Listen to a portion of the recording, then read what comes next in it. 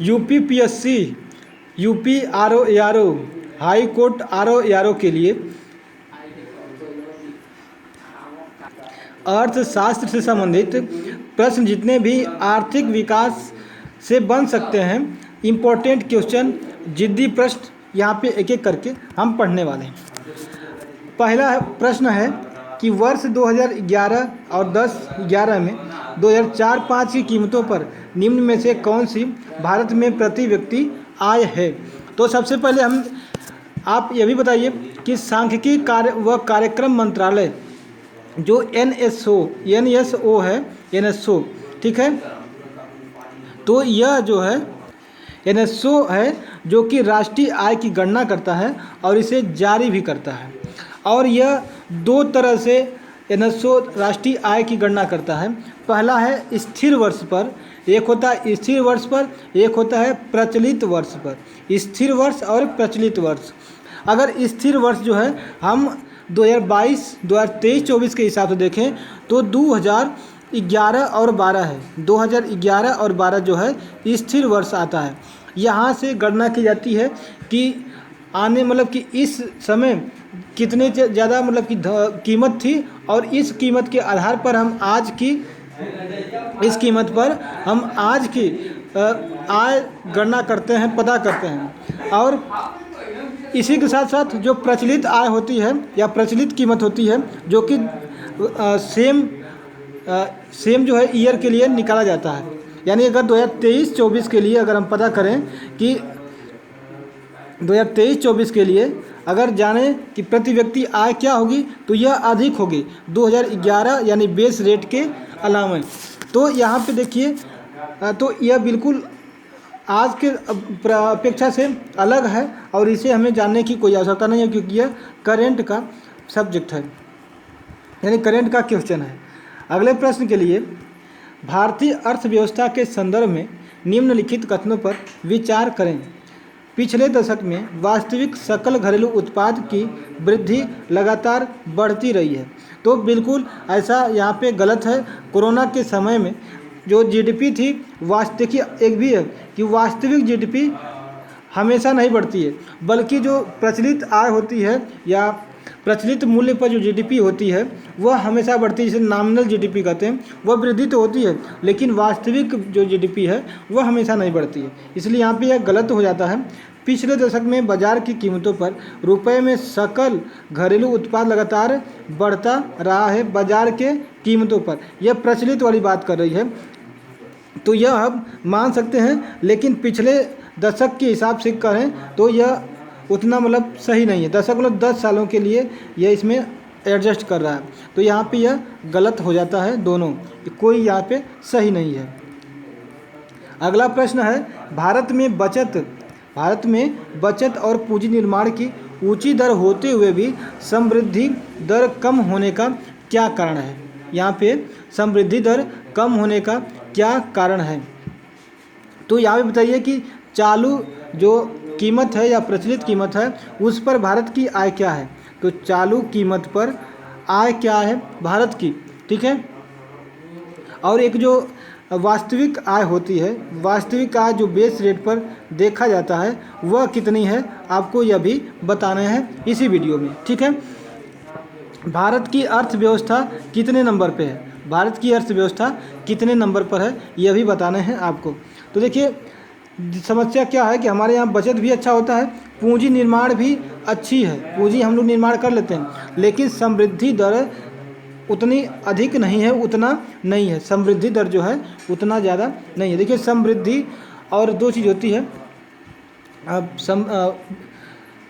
राष्ट्रीय आय समृद्धि और राष्ट्रीय विकास, तो इसमें दो अलग अलग होता है। देखिए ऊंची जन्म दर की बात हो रही है, विदेशी सहायता का ऊंचा स्तर, नीचा पूंजी उत्पाद अनुपात, ऊंचा पूंजी अनुपात, यह तो यहाँ पे ऑप्शन जो है यह सही है कि यहाँ पे ऊंचा पूंजी उत्पाद अनुपात ज़्यादा है, इसलिए हमारे पास पूंजी निर्माण है, बचत है, लेकिन समृद्धि दर क्या हो जाती है, कम हो जाती है। यही इसका मेन कारण है यहाँ पे।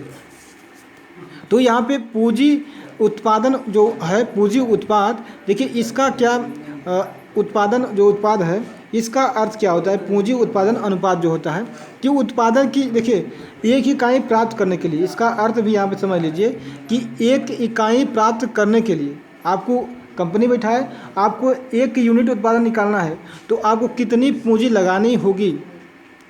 तो पूंजी का, जितनी पूंजी आप लगाएंगे और जितना यूनिट निकालेंगे उसका जो अनुपात होता है वह होता है पूंजी उत्पाद अनुपात होता है। तो इसकी आर्थिक वृद्धि, देखिए हमारे पास अनुपात जितना कम होगा तो आर्थिक वृद्धि उतनी ज़्यादा होगी। हमारे यहाँ जो आर्थिक मतलब कि जो समृद्धि दर है वह क्या है? अधिक है। इसलिए जो है ऊंची समृद्धि दर कम होने के कारण है कि हमारे यहाँ ऊंचा पूंजी उत्पाद अनुपात ज़्यादा है। तो जो यह अनुपात होता है यह हमेशा विकासशील और अल्प विकसित देश में समस्या रहती है। ठीक है, यह हमेशा ऐसा रहता है। तो अगला प्रश्न यहाँ पे है, इसके लिए पहले कुछ जो प्रश्न आपको दिए थे वह भी देख लेते हैं कि चालू वर्ष में यानी इस समय जो जीडीपी कितनी है प्रचलित कीमत पर, तो यह है प्रति व्यक्ति आय, जिसे पीपीआई कहते हैं, 18 यानी 1,85,000, 1 लाख यहाँ पे होता है 1,85,000 यानी कि, तो इतना रुपया प्रति व्यक्ति कीमत है चालू कीमत पर। जबकि वास्तविक कीमत बात करें तो 1,60 के आसपास यहाँ पे आएगा। वास्तविक कीमत पर हमेशा प्रति व्यक्ति आय कम ही रहती है। ठीक है, यह जो है 2023 और 24 के लिए। भारत का 5वें नंबर पर अर्थव्यवस्था है, जबकि पीपीपी पर यानी परचेज पावर पैरिटी के हिसाब से 3रे नंबर पर है। ठीक है, देखिए जीडीपी हमने बताया 2 तरह से निकालते हैं, एक होता है नॉमिनल जीडीपी और एक होता है रियल जीडीपी।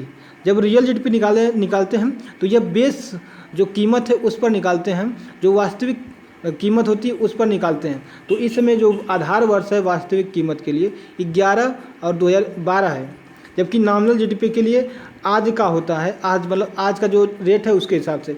तो आज का रेट भाई 2011-12 से बहुत ज़्यादा है, लगभग दुगुना रेट हो गया है। देखिए उस समय 11-12 में प्याज उसका जो कीमत होता था वह जो है बहुत ही कम होता था, 10 या 15 रुपया, आज देखिए 30 रुपया।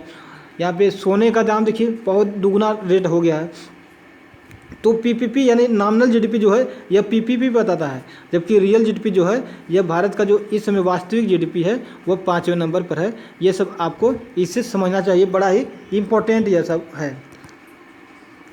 तो अगले प्रश्न के लिए जब हम बढ़ेंगे तो यहाँ पे यही बात करते हैं कि रियल जीडीपी कितना है।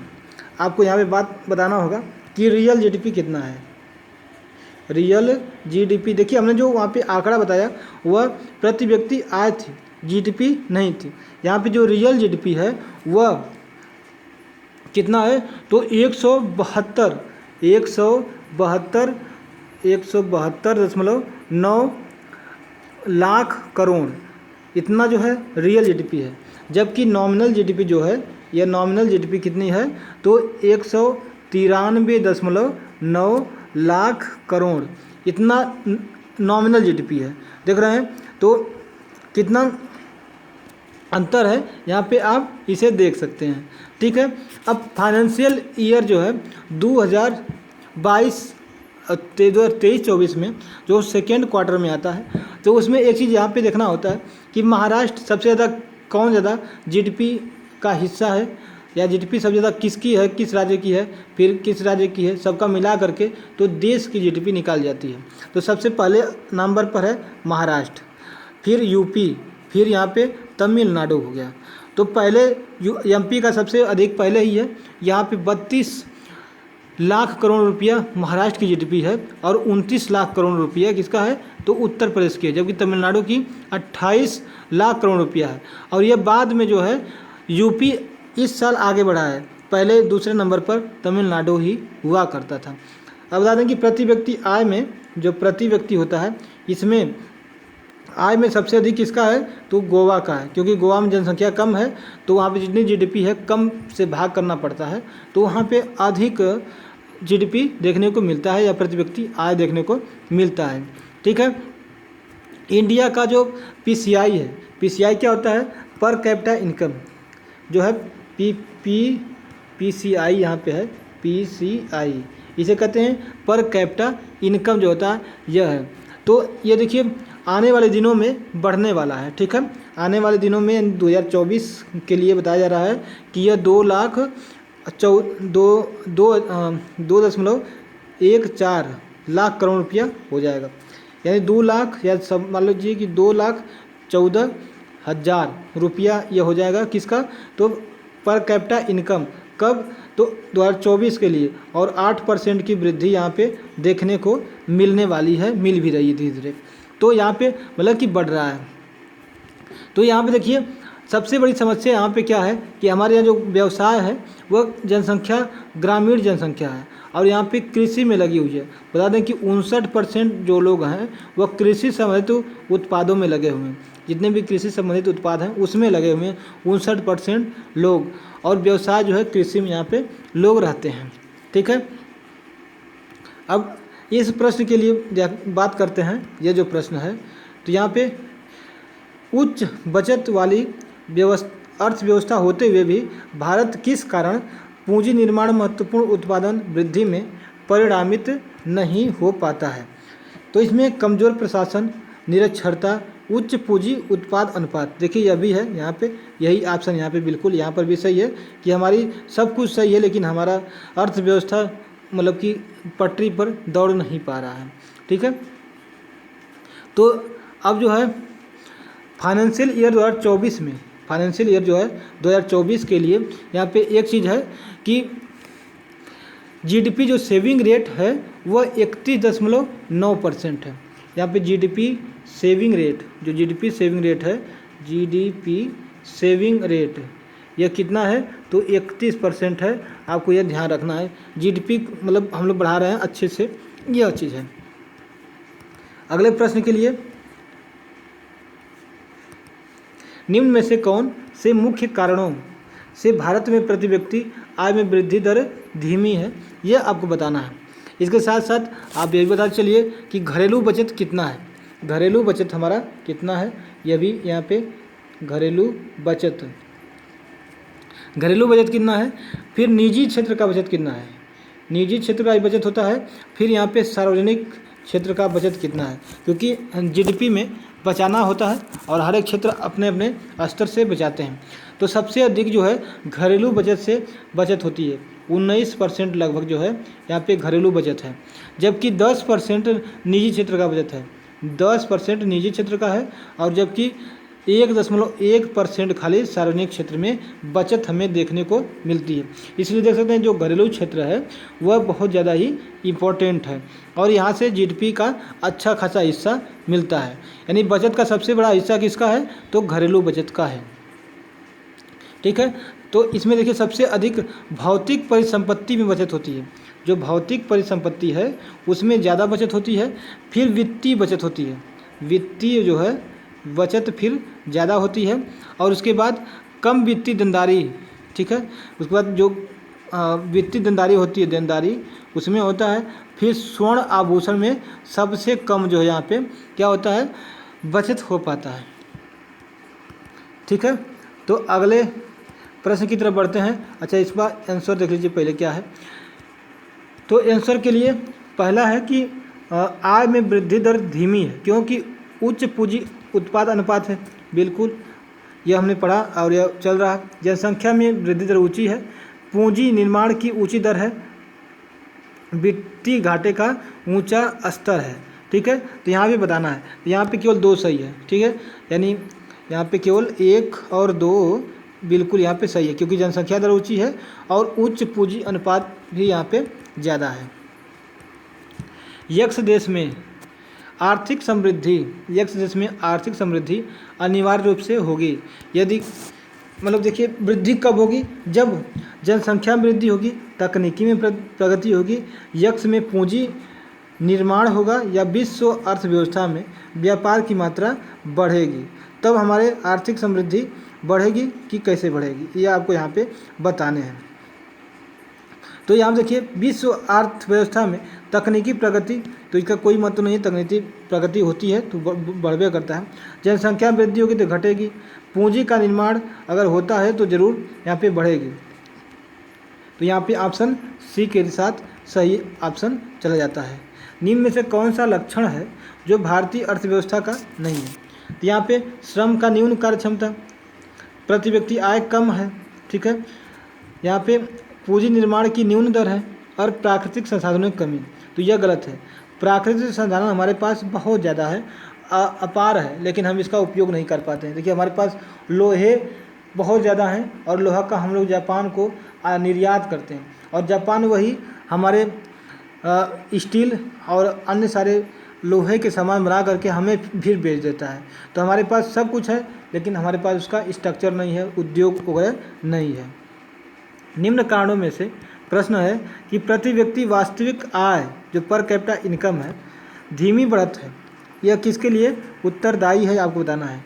तो जनसंख्या में तेज बढ़त है, मूल्यों में भारी बढ़त है, कृषि औद्योगिक क्षेत्र में विकास धीमी गति से है और विदेशी विनिमय की अनुपलब्धता है।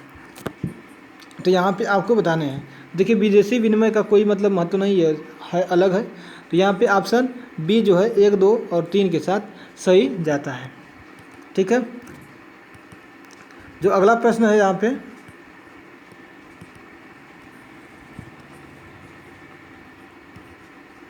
भारत में निम्नलिखित क्षेत्रों में से कौन एक बचत में सर्वाधिक योगदान देता है? तो हमने बताया कि ये जो है घरेलू क्षेत्र जो है सबसे अधिक बचत देता है, फिर उसके बाद वित्तीय बचत जो होता है वह देता है, फिर कम वित्तीय देनदारी वह होती है, फिर स्वर्ण आभूषण सबसे कम जो है कि यह बचत का क्षेत्र है। इस तरह से जितने भी क्वेश्चन इस सेक्शन से बन सकते थे हमने यहाँ पे उपलब्ध कराया। और इससे संबंधित अगर कोई भी क्वेरी है और सुझाव है तो आप कमेंट में लिख सकते हैं। जय हिंद।